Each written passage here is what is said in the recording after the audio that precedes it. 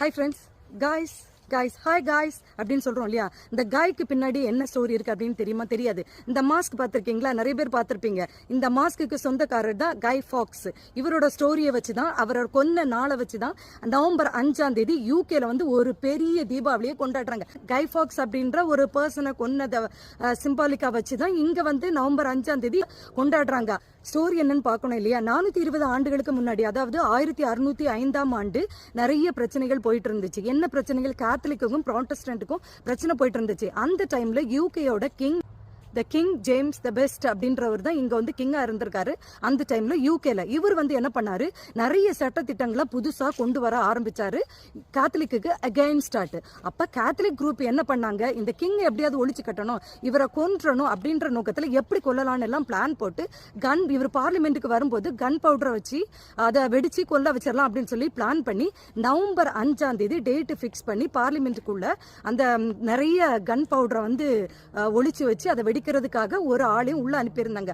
அந்த உள்ள இருந்த ஆளு தான் கை ஃபாக்ஸ் அப்படின்றவர்.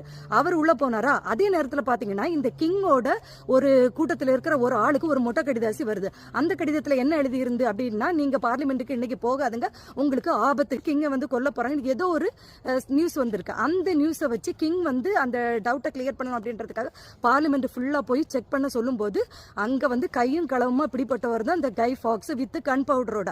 அப்படி எப்படியோ இவங்களுக்கு அன்லக்கி ஆயிடுச்சு, அவங்களுக்கு வந்து அது சாதகம் ஆயிடுச்சு. அந்த மாதிரி கொல்ல நினைச்சாரா? சோ அவரை எப்படி கொன்னாங்க அப்படின்னு பாத்தீங்கன்னா, கை ஃபாக்ஸை வந்து குதிரையில கரகரன்ட்டு இந்த தரையில வந்து இழுத்து அப்புறம் வந்து தூக்குல தொங்க வச்சு அவரை உயிரோடு குடலெல்லாம் உருவி அவரோட பார்ட்ஸ் எல்லாம் சின்ன பின்னமா சின்ன சின்ன துண்டுகளா வெட்டி பாதி வந்து தேம்ஸ் நதியிலையும் பாதியை வந்து பீஸா அங்கங்கே போட்டு அவர் அவ்வளவு சித்திரவதை பண்ணி கொன்னாங்க. அந்த ஆட்களை கேத்தலிக் என்ன பண்ணி நினைச்சிருந்தாங்கன்னா, இந்த கிங்கை கொன்னுட்டு அவரோட பொண்ணை வந்து ஒரு பப்பட் மாதிரி வச்சு ரூல் பண்ணணும் அப்படின்ட்டு தான் யோசிச்சிருந்தாங்க. ஆனா எதுவுமே நடக்காம போயிடுச்சு.